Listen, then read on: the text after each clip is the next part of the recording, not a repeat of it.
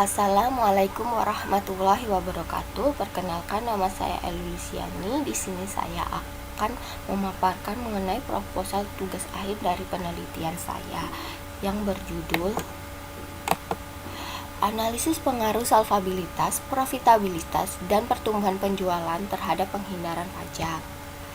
Bab yang pertama yaitu saya akan membahas mengenai latar belakang.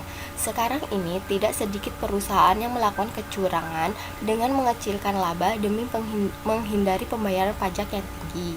Dari sisi industri sendiri, pembayaran pajak hendaknya sesuai dengan norma yang berlaku dan prinsip akuntansi yang benar, agar penghindaran pajak tidak menyalahi aturan perpajakan yang berlaku di pemerintahan ataupun negara. Usaha pengurangan pembayaran pajak secara legal disebut penghindaran pajak atau tax avoidance, sedangkan usaha pengurangan pembayaran pajak secara ilegal disebut tax evasion.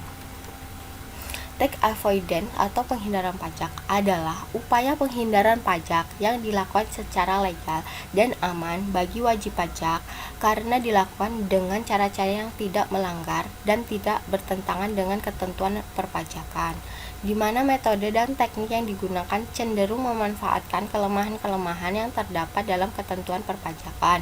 Menurut Pohan 2016, penghindaran pajak merupakan salah satu upaya meminimalisasi beban pajak yang sering dilakukan oleh perusahaan karena masih berada dalam bingkai peraturan perpajakan yang berlaku. Menurut Dermawan dan Sukarta 2014.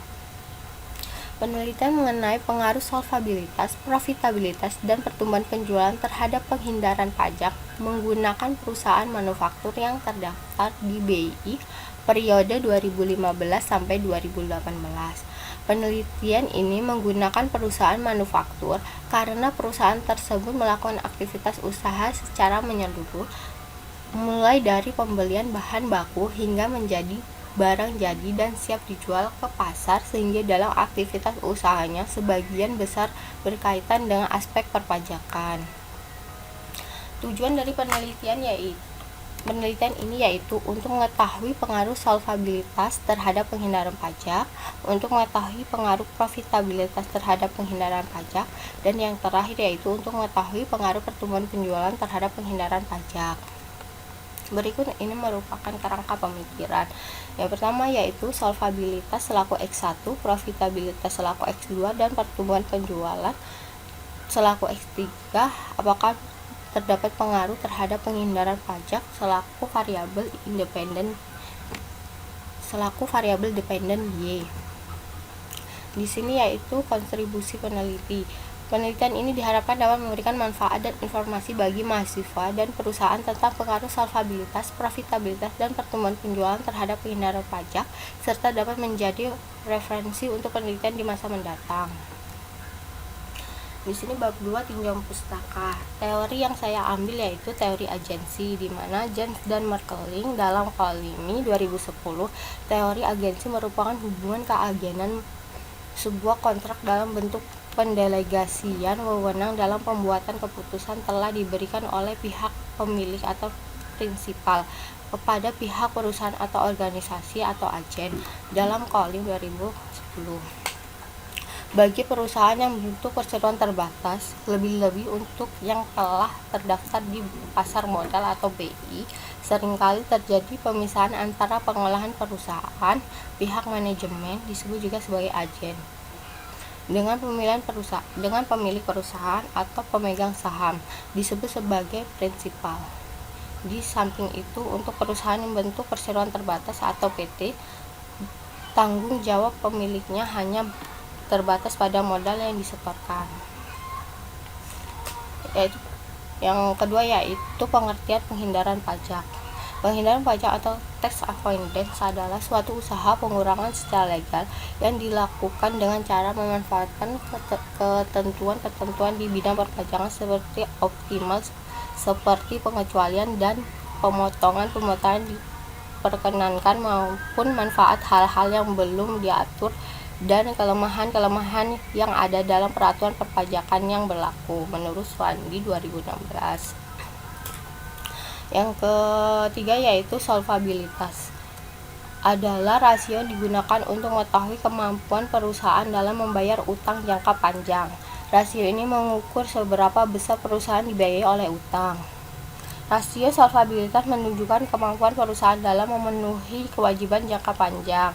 Solvabilitas menggambarkan proporsi total utang perusahaan terhadap total aset yang dimiliki perusahaan dengan tujuan untuk mengetahui keputusan pendanaan yang dilakukan oleh perusahaan tersebut. Yang keempat yaitu pengertian solvabilitas. Profitabilitas atau kemampuan memperoleh laba adalah suatu ukuran dalam persentase yang digunakan untuk menilai sejauh mana perusahaan mampu menghasilkan laba pada tingkat yang dapat diterima, menurut Bodo Christie 2020. Pertumbuhan penjualan atau self growth adalah kenaikan jumlah penjualan dari tahun ke tahun atau waktu ke waktu. Pertumbuhan penjualan tinggi maka akan mencerminkan pendapatan meningkat. Perusahaan penjualannya tumbuh secara cepat akan perlu untuk menambah aset tetapnya, sehingga pertumbuhan perusahaan yang tinggi akan menyebabkan perusahaan mencari dana yang lebih besar, menurut Pandey 2001. Berdasarkan ciri-ciri di atas, maka dapat ditarik hipotesisnya, yaitu yang pertama, solvabilitas berpengaruh negatif terhadap penghindaran pajak. H2 yaitu profitabilitas berpengaruh positif signifikan terhadap penghindaran pajak. Dan yang terakhir H3, pertumbuhan penjualan berpengaruh negatif terhadap penghindaran pajak. Yang bab 3 yaitu metode pelaksanaan. Yang pertama yaitu populasi dan sampel. Populasi pada penelitian ini adalah perusahaan manufaktur yang terdaftar di Bursa Efek Indonesia atau BI.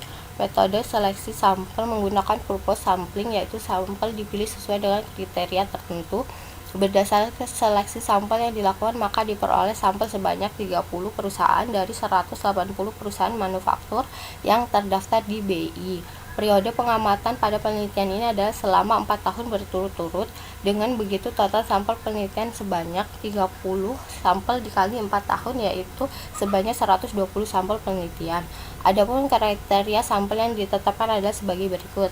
Perusahaan manufaktur yang secara berturut-turut menyampaikan laporan tahunan di Bursa Efek Indonesia tahun 2015 sampai 2018. Jenis dan metode pengumpulan data. Jenis data yang digunakan yaitu data sekunder eksternal, yaitu data yang diperoleh peneliti secara langsung melalui perantara seperti orang lain atau dokumen. Dalam hal ini, data laporan keuangan dari BI. Operasional variabel. Solvabilitas selalu X1 yaitu solvabilitas adalah kemampuan perusahaan dalam melunasi hutang jangka panjang. Rasio solvabilitas merupakan rasio yang digunakan untuk mengukur sejauh mana aktivitas tersebut dibiayai oleh hutang, yaitu rasio yang membandingkan jumlah total utang dengan total aset secara sistematis dapat dirumuskan sebagai berikut. DER sama dengan total utang dibagi total aset. Profitabilitas selaku X2 yaitu rasio yang digunakan untuk mengukur kemampuan perusahaan dengan memperoleh laba atau keuntungan perusahaan. Profitabilitas dapat dihitung dengan menggunakan rasio ROA atau Return on Asset. Rasio ini dicari dengan menggunakan laba bersih setelah pajak dengan seluruh aset, atau secara sistematis digambarkan sebagai berikut. ROA sama dengan laba bersih setelah pajak dibagi total aset. Pertumbuhan penjualan selaku X3. Rasio pertumbuhan penjualan adalah rasio yang menghitung pertumbuhan penjualan dari tahun ke tahun berikutnya. Rasio ini dicari dengan membandingkan penjualan tahun sekarang dikurangi penjualan tahun sebelumnya dibagi penjualan tahun sekarang. Adapun sistematisnya dapat digambar sebagai berikut.